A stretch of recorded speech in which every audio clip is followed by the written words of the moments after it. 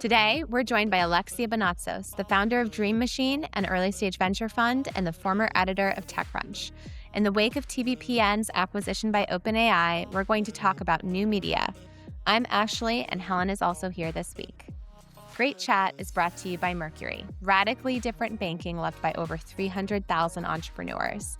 We use Mercury to run this podcast and love recommending it to other founders and fund managers. It's free to get started. Try it for yourself and visit mercury.com to learn more and apply online in minutes. Hey guys. Hi. Hi. Alexia, thank you for joining us. Thank you for having me. I'm honored to be a part of the chat. Yeah, well, it's been like a very slow news week, so I'm sure we'll have I don't know what nothing we're to gonna talk talk about. Yeah, is anything going on? It's funny, I feel like last week seemed like we were on a high note, the thing that a lot of people have been pontificating about for a while, like the first one-person billion-dollar revenue company kind of like seemed to finally be real, with some caveats around it wasn't actually just one person and it wasn't a billion yet. But Medvi, the GLP-1 startup where the founder, vibe coded all of these automations and, had done hundreds of millions in revenue and was growing quickly. And then that narrative turned like really quickly. Well, what I thought was significant about this one was that the New York Times covered it, because for those of us who are, glued to Twitter, we have heard several of these, overnight sensations, one person companies who have vibe coded like the core product. And this one was interesting because I think, as we often talk about, like there's our little bubble world and then there's like the world. And this one most like, Broke more likely containment. than not. Yeah, exactly. And so what was so interesting was that even though, like, and Ashley, I think this is where you're going next, the second wave was like, people pointing out all of the holes in the story, right, on Twitter. Like, I saw a couple accounts point out that there were a bunch of fake doctor accounts that were created on the platform, and that there's a lot of fraud or scams or something like that. And can the all of the readers of the New York Times, are they gonna follow along? Do they care enough to follow along the storyline, or is it like, oh, I read this article in the New York Times, that's it? Do you know what I mean? I enjoyed even just the juxtaposition of the Twitter conversation, which happened very, very rapidly, right? It was like Mm-hmm. the story was published. A few tech people did like the victory lap of like, oh, the thing we've been talking about is finally here, and just like took the reporting at face Yep. value. And then like almost instantly, there were people who were sort of picking that apart, and people found, like letters from, I guess it was like the FDA or whatever. And so there were a lot of things that weren't represented in the New York Times story. The guy who picked it apart, the New York Times wrote oh my God, this is real. And he wrote, no, this is not real. David Okay. Tucker Carlson, MD, is not a real guy. That's right. Yes. Yes, that's right. And then there was like a cartoon character one that was like Donald Duck or something. That's Dr. Donald Duck. Yeah, doctor. That's Dr. Donald Duck to you. That's really funny because my thought was this is like the business milkshake duck. Do you remember that meme? It was like it was a cartoon, and it was like, here's a duck. He's eating a milkshake. Everyone loves him. And then it's like, the duck is racist. And it was meant to just sort of describe how quickly like the tides can turn on the internet, and became sort of a cancel culture meme. And this is like the business version of that. But yeah, the funniest thing is I think it was Erin Griffith who like posted the piece she wrote on LinkedIn, and it was like a completely alternate universe where I had to scan so many comments before anyone was like, this seems suspicious, or like some things don't add up. And so even the difference between Twitter and LinkedIn on this piece was like just completely different worlds. And like, Helen, to your point, the average New York Times reader will probably never see any of the fact checking or pushback, just like when we talked about the Brian Johnson piece, where there was like a completely different dialogue happening online from that sort of like New York Times takedown. It's like sometimes like these stories like don't break containment, or at least the conversations around them don't. So you think that the New York Times readers are going about their day to day wondering what the next billion-dollar AI one-person company is gonna be, and could it be them? Like, are they Oh, that's such a They're great probably take. I hope that they're, like, inspired and they're like, maybe I should vibe code my way out of debt," Like, maybe that's the goal, you know? It's funny because Erin Griffith also played a role in the kickoff of the Delph drama. Delve. Um, this time she was not the one who wrote the piece, but she was the one who shared the anonymous Substack that went viral, I guess, like, a couple weeks ago now. Like, it's almost surprising how much staying power this story has had. And we had another turn of the Delph drama, I guess it was on Friday, when YC took Delve off its website and booted it from its community. And the founders responded with what I thought was a probably not a master class in crisis communication video that they posted on Twitter. Yeah, I mean, I watched the video. I also saw, like, the kind of awkward note that's like, "Why we and YC have decided to part ways," and it's like, that's okay. I think YC is now like a 15,000 person community. It's been around for a long time. There were Yeah. times where their class sizes got pretty large, and I think that when you say something like that, it can get fact checked pretty quickly. So that was risky. Somebody pointed out over the weekend that these Dell founders are, MIT dropouts, but they're very young, like they're They're 20, like 20 or 21 21. years Yeah. old. And there were two sides of that argument. One, like, these are just kids, like they don't if you're wondering why their comm strategy isn't that of a Brunswick group, isn't locked in, they are right? kids. No Chris Lahane for them. But on the other hand, a good point was made. Like, you don't raise, however much they've raised, like 20 something $1 million, like, and not assume the responsibilities of, a corporation and, all the things that come with it. And so one thing I thought was interesting was I feel like people were very critical of Gary's response and, like, being removed from YC, but not a single critic about, of the Series B lead who removed them from their It website. was Insight, right? Yep, they removed them Oh, instantly, okay. and, like, quietly disappeared, nothing, and then their Series A investor, also Series A lead, also removed them from the website, and it was like, YC took that action much later and got so much heat for it, even though arguably, early stage investing, right? Like, there's a lot less to underwrite, and, they wrote a much smaller check, and so when I asked that question, somebody was like, "Well, Gary likes to be sort of like this moral, arbiter on Twitter, so I think that's why he got a lot of the backlash." But I don't know. I could see both arguments. I only saw people lauding Gary. I didn't see people mad at Gary. You brought it up earlier that YC is all about founders. So if you're misleading other founders, then you're against the TOS. Like, I just saw people congratulating him. I think it was more meta commentary. So like a friend of the pod, Yoni from Slow, said something like it's the like worst of all worlds to remove them from the website and community, but not say anything publicly.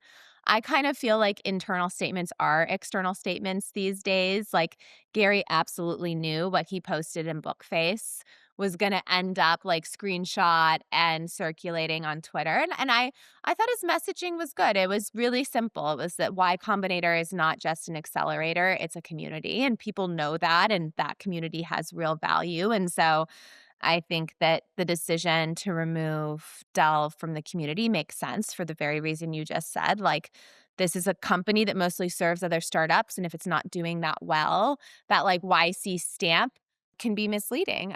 The thing I think is so interesting, and I'm fortunate I haven't had this challenge myself as an investor, is like the decision to just like remove a logo from your website feels so like, does that mean you also Give back the money. are getting off the cap table? Like, Yeah, yeah, like I had exactly. this discussion with my husband. I was like, a really interesting example years ago was Sequoia invested in a company called Finix that was in the fintech space.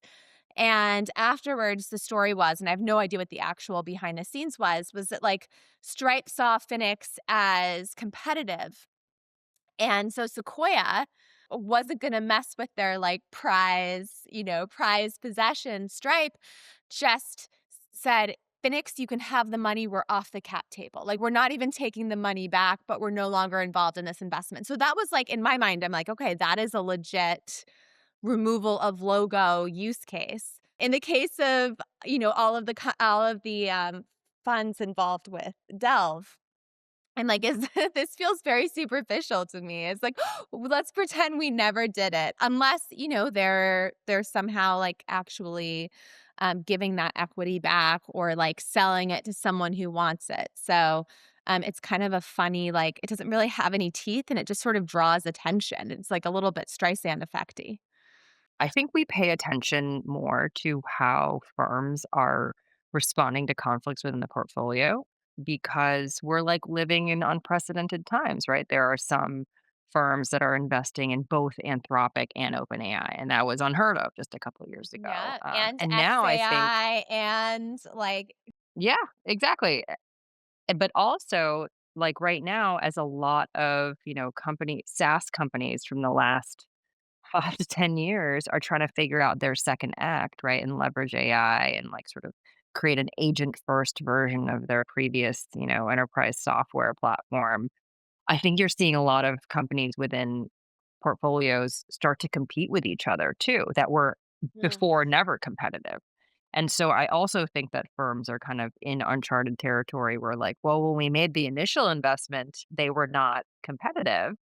But now, everyone's sort of trying to remake themselves and be AI first or agent first, and they're sort of landing in the same spots. And so, what do we do? And this is for firms who are historically very, very black and white on like not investing in competitors. So, I don't yeah. know. We'll see. So, I think this is kind of one of the reasons why people say pay such close attention to how firms respond to competitors. So even if you were playing a gentleman's game, like you're being dragged into this new reality.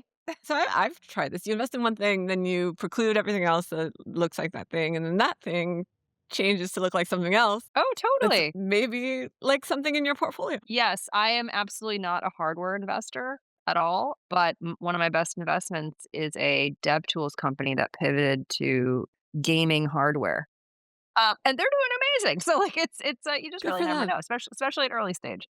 That's always happened, like, even before, like, Helen, the dynamic you described. Like, early stage investing is always a little bit of a wild card, right? Like, Mhm.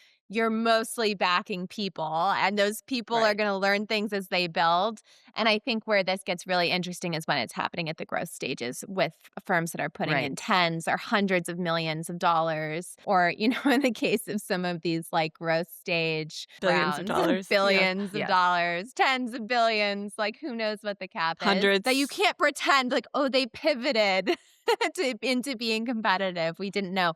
And it really makes me wonder, like, what information rights look like for those deals, right? Because obviously a lot of, like, Anthropic is, like, announcing its ARR on a monthly cadence now, but I'm sure there is a lot of information that such substantial investors would normally be privy to that is not being shared because, you're on two other competitive cap tables. So it's like more concentration and fewer companies at these bigger firms and like less insight into what's going on, which is always a fun combo. What's so interesting about the New Yorker piece that dropped, a thought that crossed my mind was, for a lot of the firms on the cap table, I think they broke a lot of rules where they're just they didn't reach their ownership, targets with this investment. They don't have a board seat. Who knows if they even have information rights in some cases.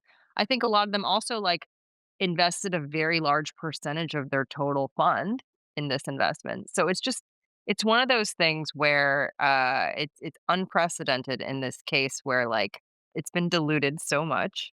This is such a huge consequential company that has raised so much money, and for firms that aren't mega firms who invested, like I know of some who like put their entire fund into that investment, right? And which is why when there are moments of sort of like, uh-oh, what if this isn't, a sure thing, or it's, too big to fail? Like if it doesn't follow that arc, like what happens is sort of, we'll see soon. But I think that's what's sort of so crazy about this. My hot take, now what, like a day later, not having read the piece, so, gather your grains of salt, is that this doesn't feel existential to me for Sam. Like in the same way that Elon's antics haven't been existential Mm, for him. And I think it's because he has always been a mysterious figure.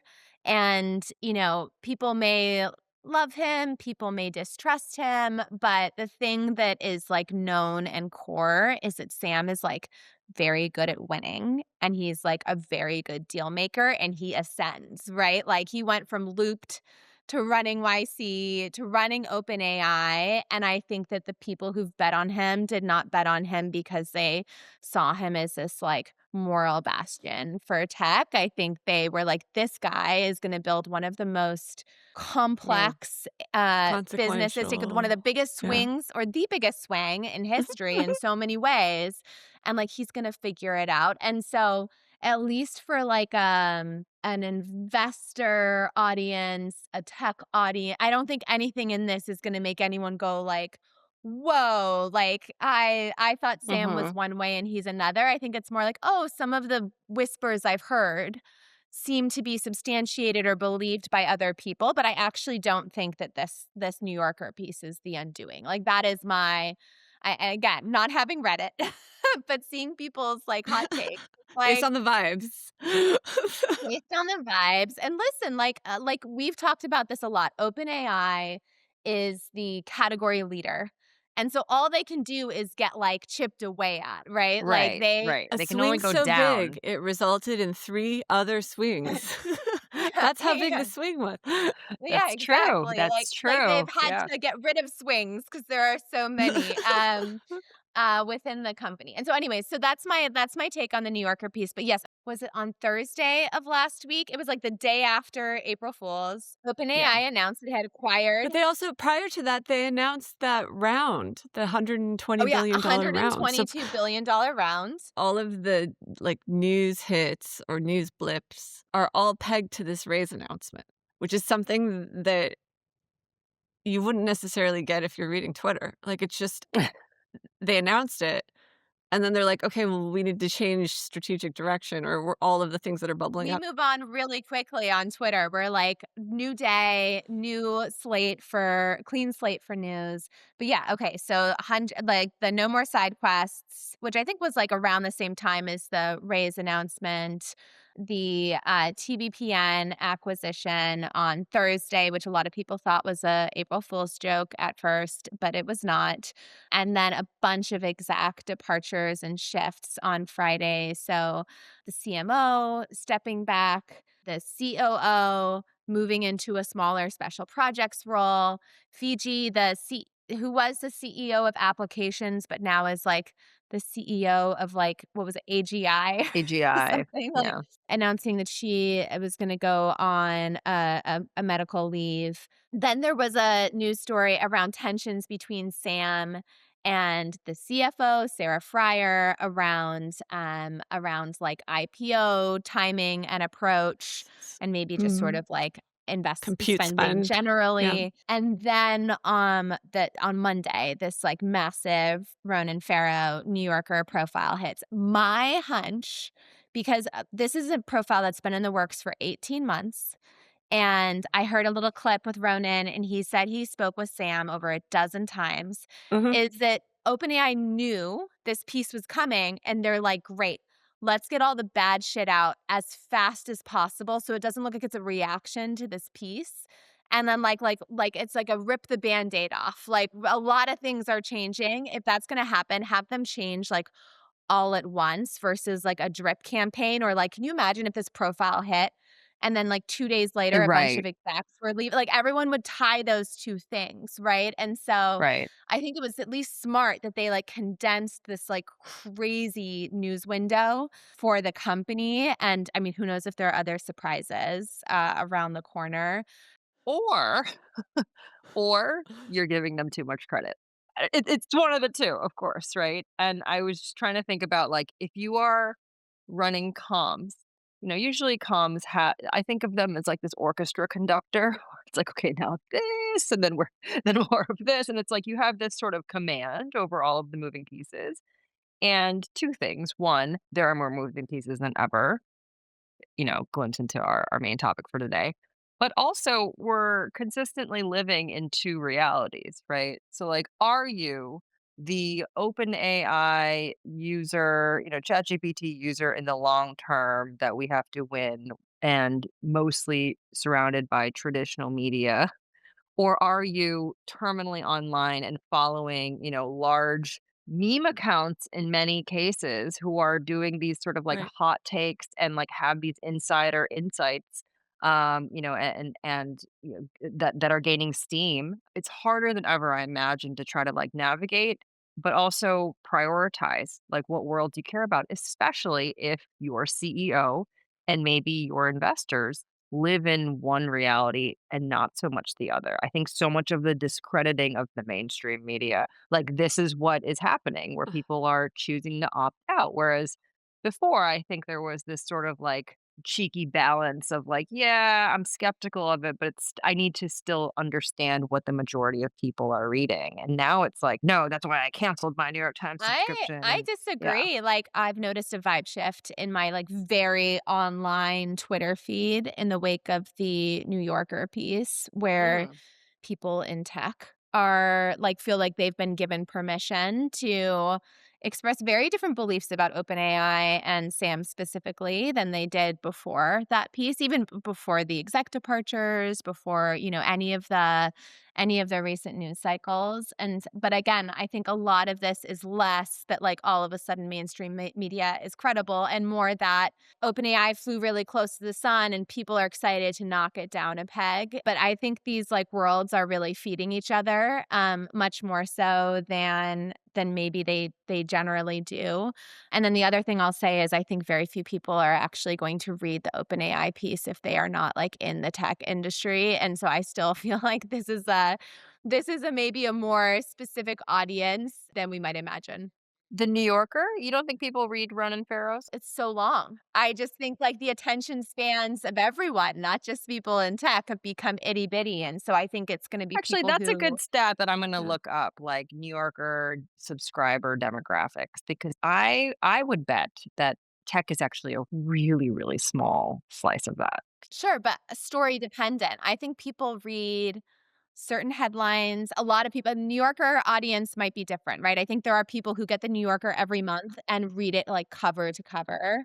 But, like, Yeah. I'm not one of those people. I'm picking and choosing based on, like, the headlines I'm seeing and who's sharing them, and I think that's how, like, a lot of people come. So you're like a Twitter reader of The New Yorker, Or, like, a tech meme reader of The New tech meme Yorker, reader of or, The New like, a Yorker. group chat reader Specifically. of The New Yorker. I mean, I'm too poor to afford subscriptions to all of these publications, so, Alexi, one of the reasons why Helen and I invited you to join the chat this week is because before you started Dream Machine and your like career chapter as an investor, you were in the media world and we were joking like TechCrunch like used to be new media. You were there as a writer and then you were there as an editor.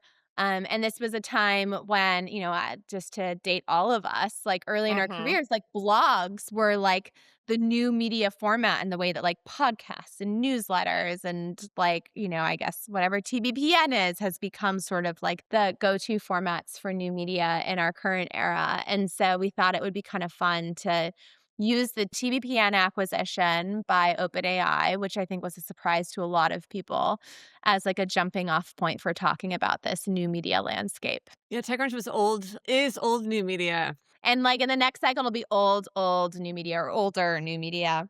Putting aside all the other OpenAI drama to the extent that that's possible, like, what's everyone's take on, so the reported, like, price tag for TBPN, was low hundreds of millions, which is AI is finally paying for content.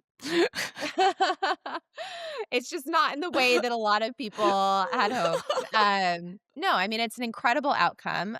TBPN is what, like 18 months old. And, until fairly recently was just run by its two co-hosts. And then they hired a And then business Dylan. person. Dylan joined. But truly like a wild success story, the kind of which you don't normally see in like the media world, right? Like there are plenty of like startups that have the sort of fast path to acquisition, technology startups, but this feels like a new era. I have read some of the chatter. I read Stratechery on it yesterday. This doesn't make sense.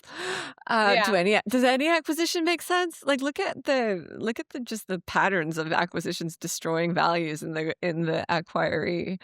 So does it make sense? It's the market made sense. Do I think it was bought to be a mouthpiece for Sam? So to go back to the New Yorker piece, Sam is impressive in that he does talk to media. Yeah, he's not dogmatic about that. Like he's not one of the go direct only people. No. And so I don't think it's that, even though that was proposed. This idea of editorial independence on their part, like, I think people are I think this is a confusing time for media. I think the internet has brought us back to like the 19th century where there was just like a plethora of publications that were very competitive and biased. Like the idea of media being objective is a relatively novel concept that was pegged to the fairness doctrine, which was eliminated in the 80s. After that, we not only had the elimination of regulation, but then the internet, which allowed for, a cornucopia of points of view and bias. And then also different platforms. Within that, we had cable, but also we had the internet equivalent of cable, which is like blogging. And then we have this historic thing of trade publications or like niche publications, which also applied to the internet, which is what TechCrunch was. Those publications, even though they did perform investigative journalism, that wasn't their main purpose. Their main purpose was to keep an industry abreast of its going-ons and, still focused on the truth. There is a plurality of media options at the moment. There's no laws making them present both points of view or making them objective. The only thing that's making the norms that are making them objective, like in the New York Times' case, are just historic norms that they're still adhering to. It's not like set in stone, it's just their culture. And then the Society of Professional Journalism has norms that, if you want to call yourself a journalist, you adhere to. But there's nothing concrete making people stick to this.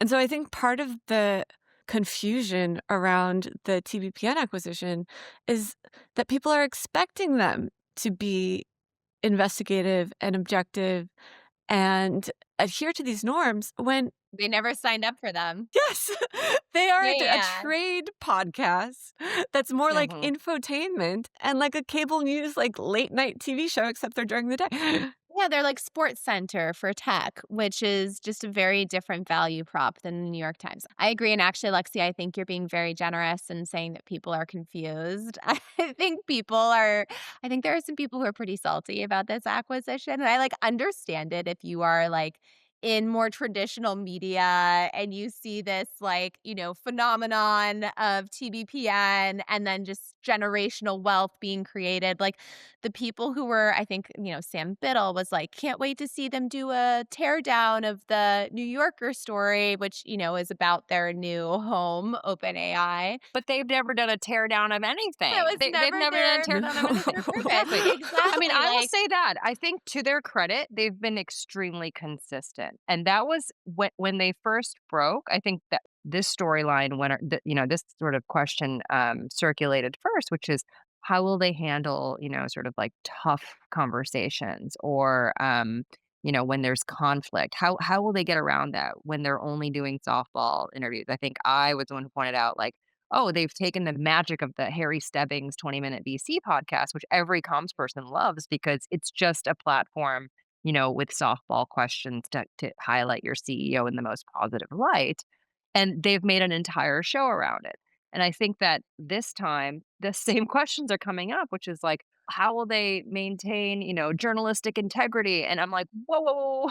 They're not journalists, and nor have No. they ever pretended to be, and nor did they even like dip their toe in that water. So like kudos to them for Yeah. staying very consistent from the beginning. And so yeah, I think Alexia, you got me thinking about like this misconception or something that we've sort of run away with us, that like media or the journalism has to have like some sort of formal truth to it. And like the New York Times is still all the news that's fit to print, which means there are humans making subjective decisions on what to include and what not to include and how to edit a story. And I feel like maybe it's an illustration of how far we've come, because we think of news media as like the BBC or like something that's like funded by the government and regulated, right, that has a completely different standard. As far as I know, we don't have that equivalent in the US. Maybe we should so the Maybe we should is a great conversation, but then that Probably not this government, though. yeah. I don't think I want the Trump state media. We yeah, we're already being treated to the Truth Social version of that every day. I Yeah. agree. I think TBPN, because they did not ever profess to be a journalistic entity, and that's what made them acquirable.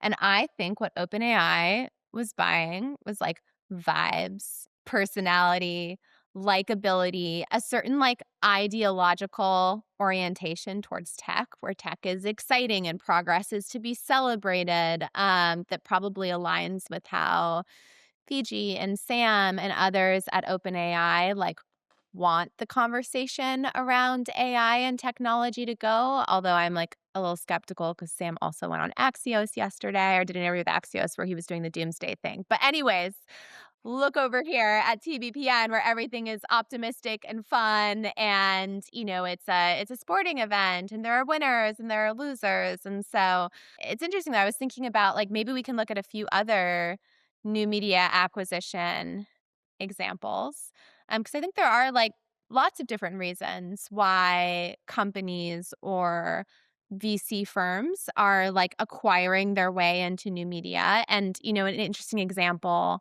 is A16Z bringing on Eric Tornberg and Turpentine, his like blog network, to sort of like spearhead the A16Z new media effort. Very A16Z to just like take the term new media. I think that was probably smart. And in that case, I think it was less about like Eric's personality and vibes and much more about like he is someone who had sort of already started to assemble this like vast web of media properties and influence. And, when Mark announced Eric joining as GP, it was about how influential he was and sort of group chats as a new distribution mechanism for bringing people together. And so in that case, it was like, here's a person who can sort of assemble the web of influence that we want. And then the craziest example in recent history and probably the near future is Elon Musk buying Twitter/X for 44 billion. Like billionaires have always bought media properties, legacy media properties historically. And like there's this very more recent example of like new media being where a lot of the focus is. And maybe that's because new media is where the influence is. Agree that billionaires have always bought media properties. Agree that whenever, sort of like media is having like a financial crisis, that a lot of them swoop in and buy a bunch of struggling brands, and, then we cry, "Oh no, they're going to influence everything." And then we sort of like forget it, right? And I Until there think are a mass recent example layoffs of, at the Washington Post. But yeah. and then they get exactly, but like I was going to bring up the Washington Post, where it's like I don't see Jeff Bezos, using the Washington Post, or who owns the Atlantic now? Is it like Laureen Powell Jobs? I don't see them being as heavy-handed and like obvious the way I think the A16Z new media efforts, or Musk and the X takeover have been. And to me, so that's like a big shift from my perspective. And like, young people ask me all the time, like, what do you think about A16Z New Media Fellowship? Should I apply to it? It's so interesting. And Yes, I think it would be an incredible experience, and, I'm so curious, like, what that sort of, experience would entail, but I'm a little bit cynical about it, which is, like, I think A16Z, they were very smart to sort of, like, grab it and say, "You know what? We're just gonna paint everything. We're gonna have all of the most influential accounts," a lot of them are anons, join Mhm. our put them under our umbrella, right? And bring them into the fold in this way that they're incentivized to, basically talk our book. And I'm not saying they're being paid, blah, blah, blah, all this, but like, I think that very few people get into the path of journalism or new media or whatever to like get really rich. I think that journalists have always had very low salaries, and like people stay in it because of the access to influential people and sort of like the access to like the beating heart of so much of what's happening in the world. I pay for the New Yorker. I pay for the New York Times. I believe in the fact that they function as a fourth estate, even though currently an impaired fourth estate, because they don't seem to be moving the needle very much on our current government. I no the mission, the ability to speak truth to power is something that appeals to young people. It's just a idealistic stage of your life. The fact that A16Z is trying to do a media play, it'll be amazing for the people who trust A16Z, but this whole business is like engendering trust. So the challenge that Jordy and John have after joining OpenAI is to keep the trust of their readers. This is why certain publications that are like attached to VCs or attached to corporate versus, your average billionaire struggle because they don't have that trust, assume that trust, and then act as like, distribution for their own pro tech stories, whatever that is. That doesn't seem to have had a lot of impact on people's opinions about tech. Like AI could not have a worse, It has a real PR Brand. problem. for me, when I talk to people that are not in our industry, it's like the equivalent of Apple putting a U2 album on iTunes. Like people don't want it. They don't even like Waymo. Oh my gosh, that's so good. What do you tell people when they ask to apply to the A16Z New Media Fellowship? Yeah, I say do it because I think that that is to me like especially as a young person such an advantage to kind of understand how that machine works. And like I think there is this assumption like do you guys remember being in your 20s and when you're talking to like older successful business people they're like, "Oh, well, you must be really good at social media." And you're like that's the equivalent now, right? I think it's like so I always say yes, do it of course, but then I always, because you asked, I'll give you my POV on kind of what I think this really is. And I think it's a propaganda machine. Sorry to so cynically about that, but maybe I would then end say, like, what isn't a propaganda machine? Is this podcast? It is for Mercury. It is for Mercury. Yeah. When are you guys gonna get your bag? I think we've had a lot of offers, but we've decided to stay independent. Thank you for listening to Great Chat. Have questions for us? Make sure to submit them at anothergreatchat.com. We'll see you next week.